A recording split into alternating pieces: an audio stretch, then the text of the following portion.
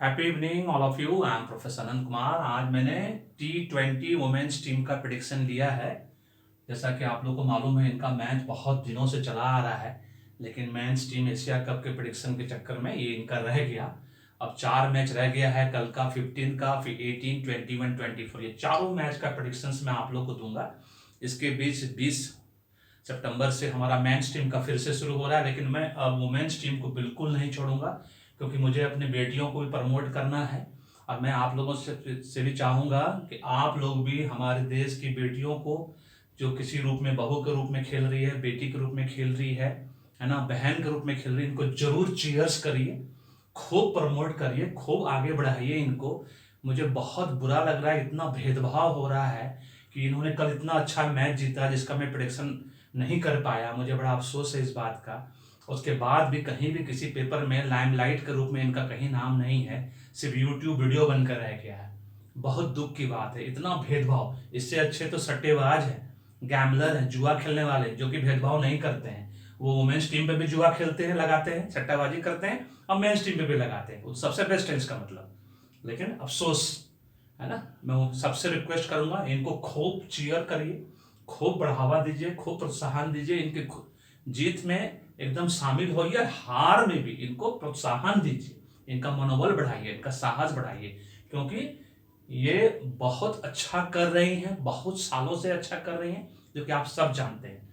और आज मैं वुमेन्स इंडियन टीम का जो इंग्लैंड के साथ मैच है कल 15 तारीख 15 सितंबर है, उसका मैं प्रिडिक्शन आपको बताऊंगा। जैसे कि मेंस टीम का एशिया कप का, जैसा कि आपको पता है, मेरा 8 प्रिडिक्शन ऑफलाइन और 3 महीने के अंदर 10 प्रिडिक्शंस, उसमें 2 पॉलिटिकल प्रिडिक्शंस और 8 एशिया का प्रिडिक्शन, सब का सब 100% ट्रू।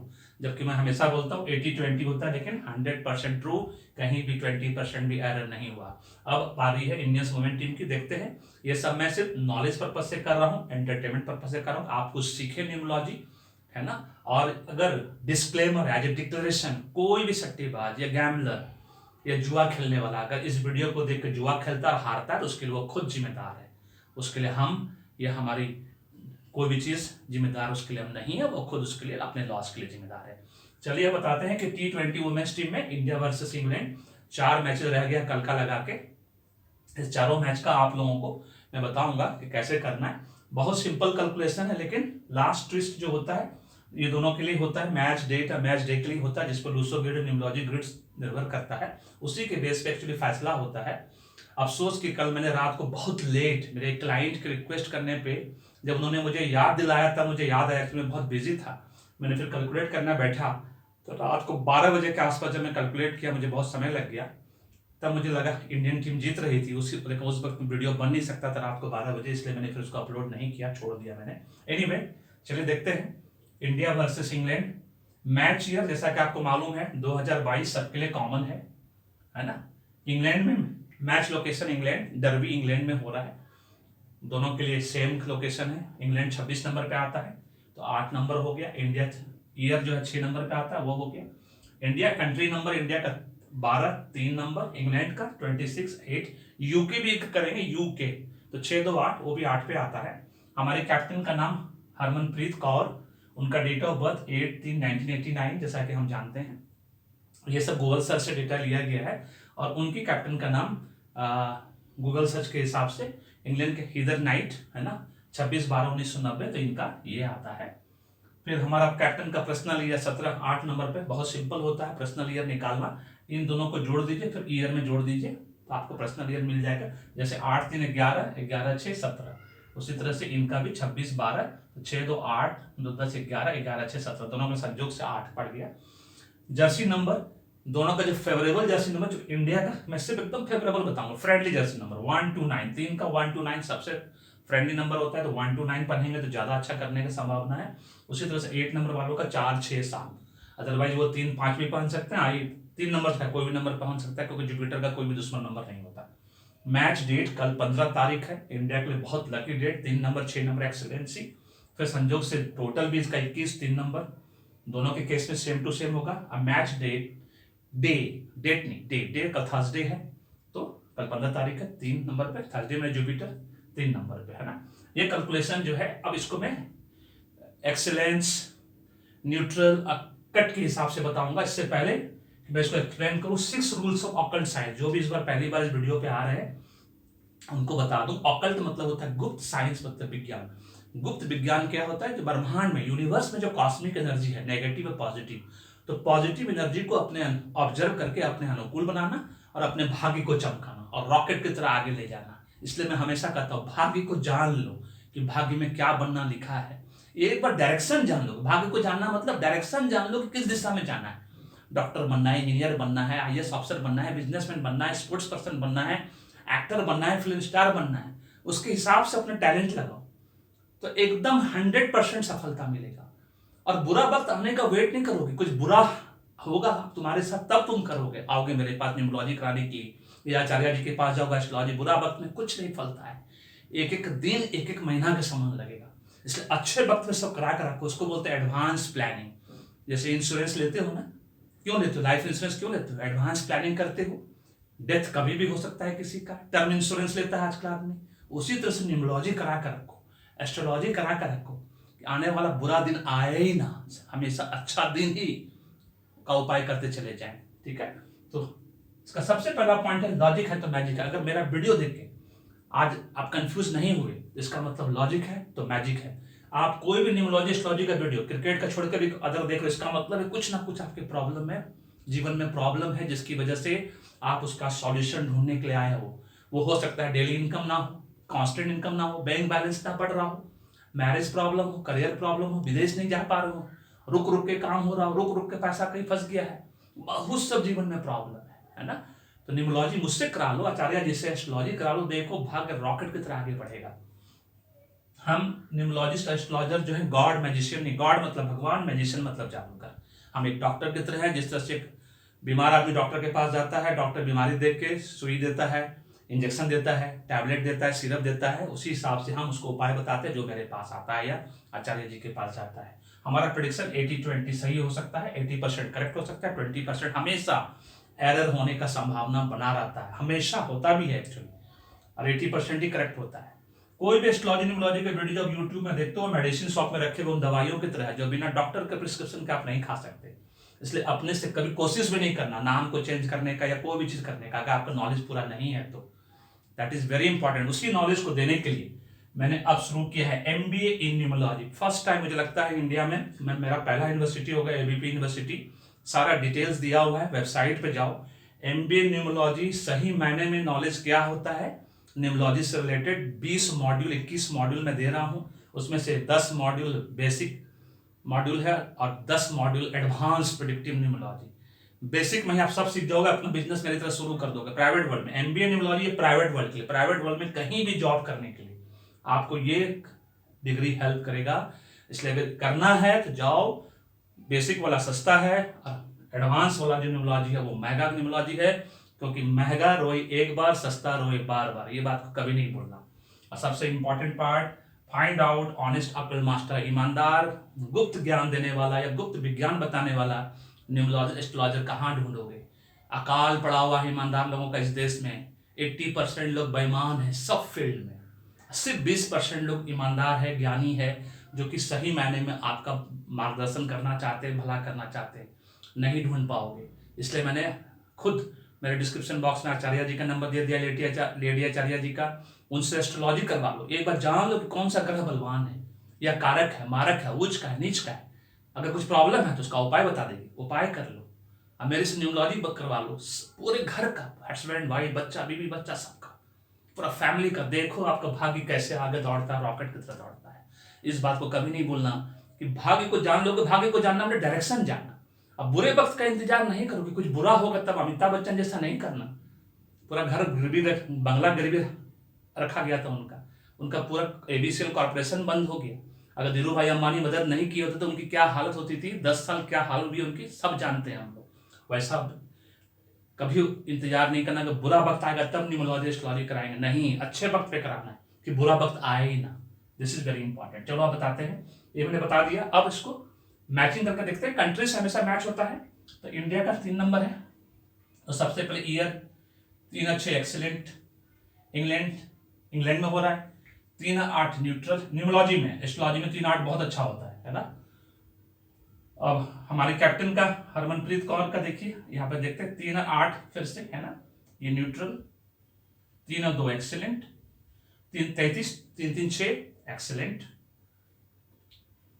देखते हैं हमारा कितना एक्सीलेंट आता है। फिर से इंडिया का 8 न्यूट्रल, जर्सी नंबर को काउंट नहीं किया जाता है। फिर से यहाँ पे हम मैच डेट देखते हैं, 3 और 6 एक्सीलेंट, 3 3 एक्सीलेंट। सिर्फ 3 नंबर ही है जो 3 नंबर के साथ एक्सीलेंट होता है, अदरवाइज और सब नंबर रहता है तो वो न्यूट्रल हो जाता है। ये बात हमेशा याद रखना है। Thursday 3 number, 3 to 3 excellent. तब इंडिया के पास कितना एक्सीलेंट है वो देखते हैं। 1 एक्सीलेंट, 2 3 4 5 6, इंडिया के पास 6 एक्सीलेंट है। और न्यूट्रल कितना है इंडिया के पास? 1 न्यूट्रल, 2 न्यूट्रल, 3 न्यूट्रल, 3 न्यूट्रल है। इंडिया के पास कट 0, मतलब कहीं भी कट नहीं हुआ, जो कि नंबर में आपस में नहीं बनती है, वैसा नंबर नहीं है। अब इंग्लैंड का देखते हैं, इंग्लैंड का 8 नंबर है, कंट्री के नंबर से सब कुछ मैच किया जाता है। तो 8 अच्छे एक्सेलेंट, 8 8 न्यूट्रल। मैंने पहले कहा सिर्फ 3 को छोड़कर और सब नंबर आपस में न्यूट्रल हो जाता है। 8 का 8 न्यूट्रल, 8 3 न्यूट्रल, 33 31 31 मतलब 4 8 4 एक्सेलेंट। दोनों एक ही कैटेगरी के हैं, दैत्य कैटेगरी में आते हैं। 8 8 न्यूट्रल है ना, जर्सी नंबर नहीं लिया जाता है। फिर 8 6 एक्सेलेंट, 8 3 न्यूट्रल और 8 3 न्यूट्रल। तो इंग्लैंड का देखते हैं कि कितना बनता है एक्सेलेंट, कितना बनता है भाई। 1 एक्सेलेंट यहां हुआ, 2 एक्सेलेंट यहां हुआ, 3 एक्सेलेंट। इंग्लैंड का बनता है 3 एक्सेलेंट। न्यूट्रल कितना बनता है? 1 neutral, 2 3 neutral, 4 neutral, 5 neutral, 6 neutral. Cut 0। England का भी कट नहीं है, लेकिन एक्सेलेंट 3 है और न्यूट्रल 6 है। इंडिया का उल्टा है, इंडिया का एक्सेलेंट 6 है और न्यूट्रल 3 है, कट 0 है। इसी के बेस पे क्लियर कट पता चल रहा है कि ये कल का मैच फिर से इंडियन वुमेन्स टीम जीतेगी। ये हमारे लिए गर्व की बात है, लेकिन प्रोवाइडेड है ना, जो इस दोनों के बीच में इसी पे खेला होता, जो मेरा प्रेडिक्शन आज तक सही हुआ है राधे कृष्ण की कृपा से। हमेशा याद रखिएगा, उनका कृपा मेरे ऊपर बहुत जबरदस्त है और 8 सालों से एक भी प्रेडिक्शन मेरा फेल नहीं हुआ, चाहे ऑफलाइन हो ऑनलाइन हो। और आगे भी मैं उम्मीद करता हूँ कि उनका कृपा बना रहेगा और प्रेडिक्शन फेल नहीं होना चाहिए, है ना, उनकी कृपा से। बस मैं सारा क्रेडिट उनको देता हूँ, उनके रूप में सारे देवी देवताओं को देता हूँ जिनको मैं पूछता हूँ। तो चलिए बताते हैं कि यही खेला यहाँ पे होता है, मैच डेट को जो न्यूमरोलॉजी ग्रिड, ये लूसो ग्रिड बनता है इसका। इसके बेस पे कल इंडिया को किसी भी कीमत पे बैटिंग नहीं करना है। टॉस जीतने के बाद भी बैटिंग नहीं करना है, बैटिंग देना है इंग्लैंड वाले को अगर टॉस जीत जाता है। तो अगर इंडिया फील्डिंग करती है तो बाद में अगर बैटिंग करती है, रन थोड़ा धीरे भले ही बनेगा, लेकिन इंडिया का जीतने का पूरा संभावना हो जाएगा, क्योंकि ऑलरेडी एक्सेलेंट 6 है और न्यूट्रल 3 है। इनका एकदम जस्ट उल्टा है, ठीक है ना। लेकिन अगर इंडिया ने पहले बैटिंग की तो इंडिया के लिए हो सकता है फर्स्ट 10 ओवर बहुत डेंजरस साबित हो, बाद में भले अच्छा रन बनाए, लेकिन किसी भी कीमत पे कल जो मैच होगा वो 150 रन के अंदर सिमट जाएगा। कोई एक टेक्निकल बैट्समैन दोनों तरफ से 50-50 बना सकता है और कल फिर से बॉलर का दिन रहेगा। हो सकता है दोनों तरफ से या तो 5-6 विकेट ही गिरे, ओवर खत्म हो जाए, या तो रन बन जाए, ऐसा हो सकता है। सो इंडिया को सेकेंड हाफ में चेज करना ज्यादा आसान रहेगा। भले स्लो रन बनेगा, लेकिन वो आराम से चेज कर लेगा और इंडिया के जीतने की संभावना बढ़ जाएगी।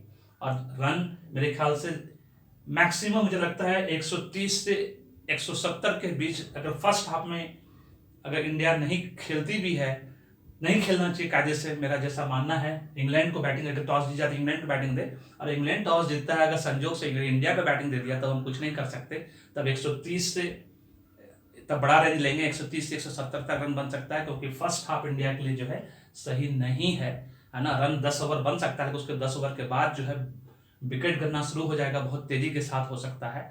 और 130 से लेकर 170 के बीच में इंडियन टीम सिमट जाएगी अगर पहले बैटिंग करती है तो। लेकिन अगर बाद में चेज करती है तो उस आराम से इंग्लैंड को, जो इंग्लैंड टीम जो 150 के अंदर ऑल आउट हो सकती है, उसको आराम से चेज कर लेगी और फिर जीतने की संभावना इंडियन वुमेन्स टीम की फिर से कल बढ़ जाएगी।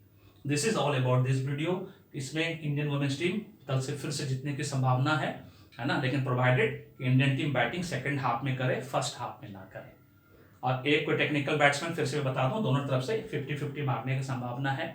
और हमारे दोनों टीम के जो कैप्टन है, हरमनप्रीत कौर और हीदर नाइट, मजेदार बात यह कि दोनों ही ऑलराउंडर हैं, है ना, लेकिन दोनों के पास मेंटोर है, गुरु होने के बावजूद भी उनकी बात नहीं सुनते हैं और ना ही अपनी गलतियों से सीखते हैं, बार बार एक ही गलती करते हैं। एक बहुत पुरानी कहावत है, don't repeat mistake. If you committing the same mistake it means you didn't learn anything. अगर आप सेम मिस्टेक बार बार कर रहे हैं, इसका मतलब आपने कुछ नहीं सीखा अपने जीवन में। ये लोग या तो सीखना नहीं चाहते हैं, क्योंकि इनका जो नंबर है, खुद का अपना जो इनका लूसो ग्रेड बनता है, उसके हिसाब से दोनों ही बहुत साहसी है, पराक्रमी है, रिस्क लेने को हमेशा तैयार हैं। और इनको हम लोग हिंदी में बागड़ बिल्ला बोलते हैं। दोनों जो है ना, हिंदी के हिसाब से बागड़ बिल्ला है। ये लोग किसी का बात नहीं सुनने वाले हैं, ये लोग अपनी गलतियों से बिल्कुल सीखने के लिए तैयार नहीं है। तो एनीवे, कल इंडियन वुमेन्स टीम का जीतने का संभावना पूरा है, प्रोवाइडेड वो बाद में बैटिंग करे, और बैटिंग करके वो अगर फर्स्ट बैटिंग करती है तो फिर जीतने की संभावना एक्सीलेंट पॉइंट होने के बावजूद, क्योंकि दोनों उल्टा हो गया, 3-6, 6-3। अगर पहले इंडिया बैटिंग करेगी तो जीतने की संभावना बहुत कम हो जाएगा, मुश्किल, मतलब 1%, 2%, लास्ट ओवर में जाकर फैसला होगा। और बाद में बैटिंग करती है इंडिया, पहले फैसला हो जाएगा, हो सकता है नहीं तो फिर जैसे होता है T20 में, हमेशा लास्ट ओवर में ही 6 रन रह जाएगा, 4 रन रह जाएगा, है ना, इस तरह से करके फैसला हो जाएगा। This is all about this video. अगर आपको वीडियो पसंद आया तो लाइक करिए, शेयर करिए सबके साथ, मेरे चैनल को सब्सक्राइब करिए और फीडबैक देना नहीं भूलिएगा। Thank you so much, may God bless you, the happy day.